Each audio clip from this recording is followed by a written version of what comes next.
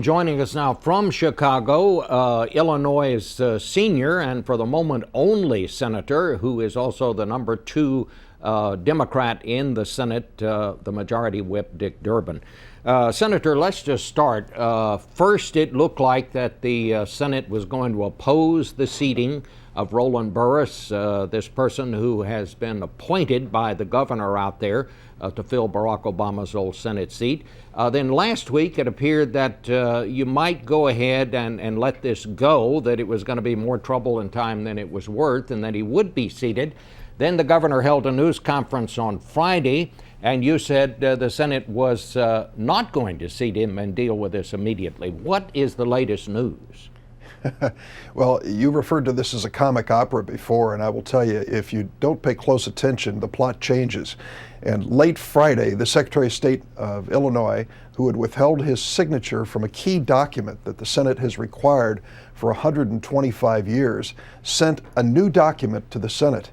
It's now being evaluated by legal counsel. The bottom line is this, Bob. After the allegations and wiretaps of Rod Blagojevich, now our impeached governor in Illinois, the majority, certainly all of the Democratic senators, said, we don't want anything to do with Rod Blagojevich's choices. And then came his nomination of Roland Burris, and many members stepped back and said, well, let's be fair to this man. He has been elected 4 times statewide in Illinois. Let's make sure we're fair to him as well. And so we're trying at the end of the day to comply with Senate rules and make sure that any appointment coming from Blagojevich has gone through the appropriate screening and scrutiny. Well, has it? I mean, are you going to deal with this? Because apparently he's going to head here tomorrow. Are you going to allow him to be seated, or are you going to delay dealing with this until you find out whether or not Blagojevich has actually been removed from office? Well, I can say this. I talked to Roland yesterday. He's been my friend for a long time. We've been on the Illinois political scene together.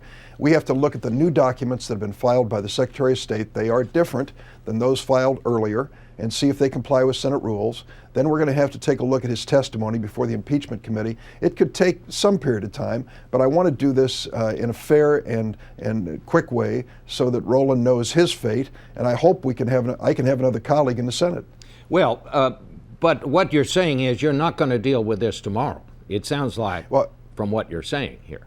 I can't say for certain the timing on this, but when I talked to Senator Reid, we have a number of things scheduled this week, and of course the Senate calendar is not easy to invade. We want to do this in the right way. When it's all done, no questions asked, that if it is Roland Burris, we've done it in a proper way, and that's what I told him yesterday. Well, but what you seem to be saying is that you're playing for time here, Senator, that you're going to wait and see if in fact Blagojevich is actually removed. We're told that that could come within the next 2 weeks. So you're not going to deal with it immediately. No, I can say just point blank, that is not the strategy. First, review the documents sent to us by the state of Illinois. Then look at the testimony given and move in a fair way. To wait until Governor Blagojevich is removed could be a matter of weeks. I think Roland Burris's future and fate will be decided before then. You think it will be decided before then. But what do you believe at this point that the Senate has the right to block him? Of course it does.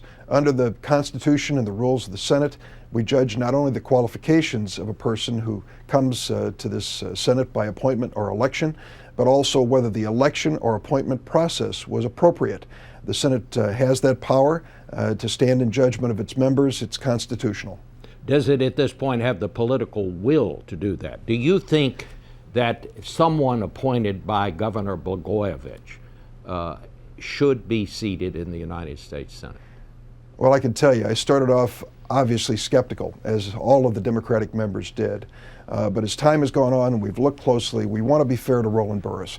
If he has the proper certification and papers, then we're going to take one look at the process and move forward from there. But I won't presume what the Senate is going to finally decide.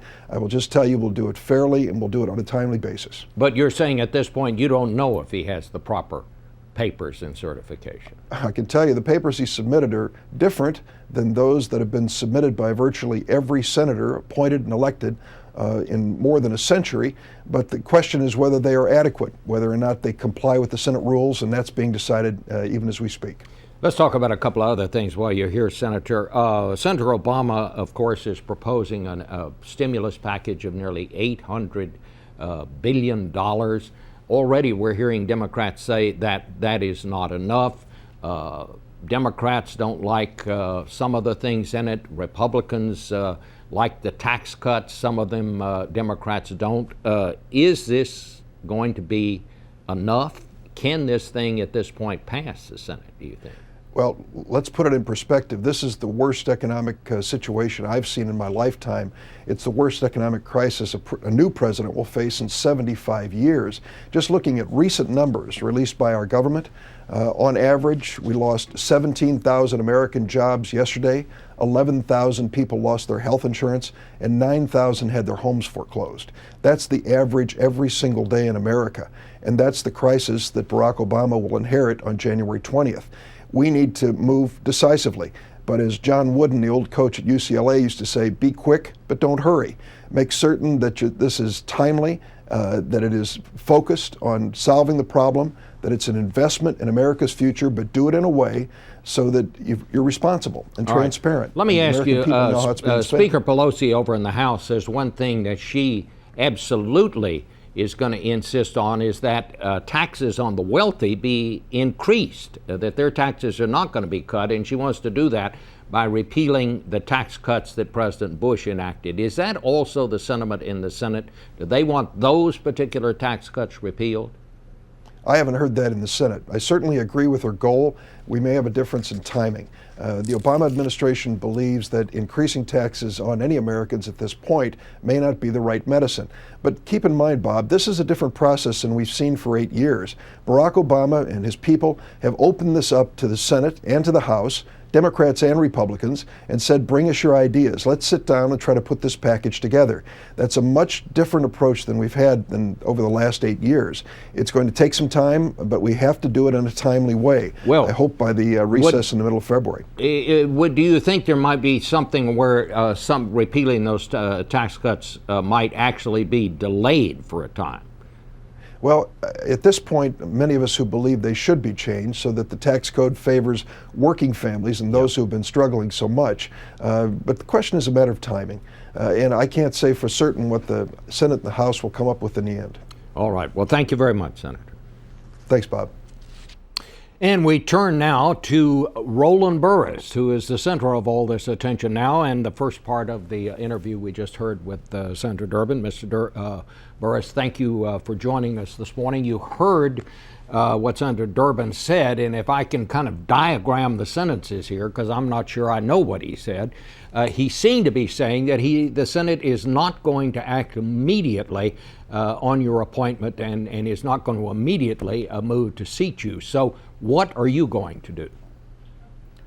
Well, Bob, my appointment has been certainly stated by the Illinois Supreme Court is legal. And by all constitutional authority, the U.S. Constitution, the state of Illinois Constitution, the laws of the state of Illinois, the appointment was legal. All the documents have now been submitted. There is a seal from the Secretary of State with the Secretary of State's signature on it. It is our position that those documents are now in compliance with the Senate rules. And therefore, after the lawyers have reviewed this, my attorneys will be in Washington on Monday to confirm with the parliamentarian and the attorneys to confirm that all of this is in order. Remember that when my excellent meeting with Senators Reid and Durbin, they requested two things of me. Number one, that I appear before the impeachment committee of the governor in our Illinois House of Representatives. And secondly, that I would produce the proper documents from the Secretary of State. So are you coming here tomorrow then to try to get seated in the Senate? Well, we will determine that when the meeting is held with my attorney, who will be there tomorrow, and the attorneys from the Senate. And it is our position that we have done everything that's required, and that yes, I should be seated, and I should be seated forthwith, and I should be seated prior to the inauguration of our 44th president. the seat for which I now hold. And by the way, I am the junior senator from the state of Illinois. There is no question on my legality of appointment.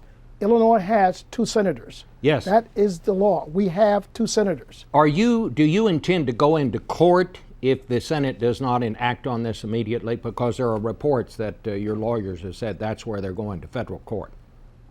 Well, certainly my lawyers will drive that situation. I will more than likely make the final decision, but I do not want to be creating any type of scene. I do not want to have some long, drawn-out legal process that's going to hamper the important work of this body. We have bigger and better things to do. I'm ready, willing, and able to go to work on this stimulus package. We have to do something about the families in our state and our nation that are suffering, and we as public servants, let's get about that business and put all of this other activity aside and let us have that 58th vote in the Democratic side of the Senate. And when my colleague Franken comes from Minnesota, we would have the 59th vote so we can get some business done. Let me just ask you this, and with all due respect to your qualifications, whatever they may be, after seeing this bizarre news conference that the governor out in Illinois had on Friday when he recited poetry and put a group of handicapped people on the stage in an effort to argue that the legislature there was trying to block him from helping those people. After federal prosecutors have accused him of trying to sell that seat to the highest bidder, how can you accept such an appointment from such a person and expect people to take you seriously or not question your character, as it were? Very easily, and I hope that no one ever questioned my character. And as you know, Bob, even though, by the way, the governor certainly has been impeached and the legislature took their constitutional duties and responsibilities. But remember this, and I'm not a person who does bad can also do good. And what Governor Blagojevich did was good for the people of Illinois and good for the people of the country when he exercised his constitutional duties to appoint a person to the vacancy of President-elect Obama. Well, and appointing me to that vacancy certainly is good for the people of Illinois. I have nothing to do with all of his problems. Those are his problems. And with my experience, my knowledge of Illinois, and my commitment to be a public servant in my state, I know that I could take on that mantle and do the work for the people. Well, don't you feel you're being used by someone who's just trying to save his political skin? Whatever means necessary, whatever, I have nothing to do with the governor's motives. What we needed was something to be done for the people of Illinois. That was his constitutional duty. That was his responsibility. The Illinois Constitution does not say the governor may or the governor might or the governor should. Bob, it says the governor shall appoint a person to fill the vacancy. And that's what happened. Will you or will you not be coming to Washington tomorrow? Well, that decision has not been made. My lawyers will be there, and I will be there, certainly in a day or two, to pursue taking my seat. Absolutely. I am the junior senator from the state of Illinois. Thank you so much. All right. Thank you for being with us.